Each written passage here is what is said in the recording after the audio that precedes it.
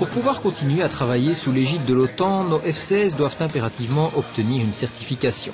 Cette année, l'OTAN va vérifier et contrôler les unités qui participent à sa force d'intervention rapide. C'est dans ce cadre que la base aérienne de Beauvechain a accueilli une première répétition dénommée Deployed Falcon. En quelques jours, pas moins de 600 personnes venues principalement de Floren et Kleinebruegel et 8 F-16 ont été déployées et mises en œuvre. L'objectif, c'est un objectif de certification de nos forces, donc de nos avions, avec le personnel associé évidemment, vis-à-vis de l'OTAN. C'est-à-dire prouver qu'on est capable de déployer dans un délai très court, dans une zone relativement loin donc de la Belgique, et d'opérer assez vite avec nos avions de combat. C'est-à-dire faire tout type de mission, mais très très vite.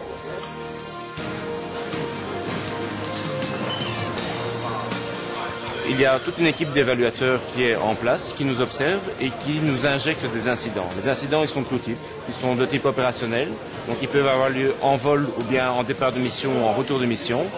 Ils sont aussi au niveau logistique, donc au niveau des avions par exemple. On peut bloquer les avions pour une raison quelconque.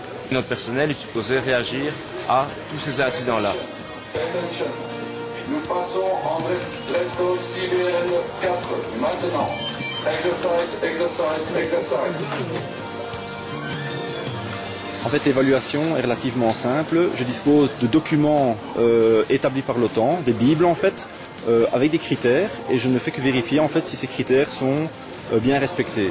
Donc je regarde en fait si mon personnel applique ce qui est demandé par l'OTAN dans le cadre d'un déploiement.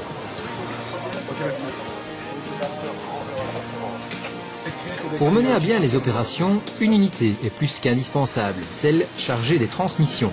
Leur mission commence bien avant celle des autres.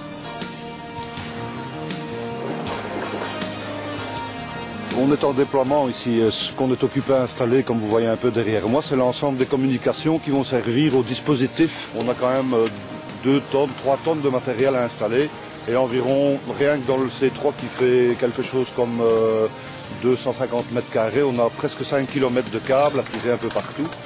On a environ 80 postes téléphoniques, une soixantaine d'ordinateurs, aussi bien secure que non secure. En mai 2009, les évaluateurs de l'OTAN viendront donc juger eux-mêmes des capacités de nos militaires. 2 répétitions générales sont encore au programme.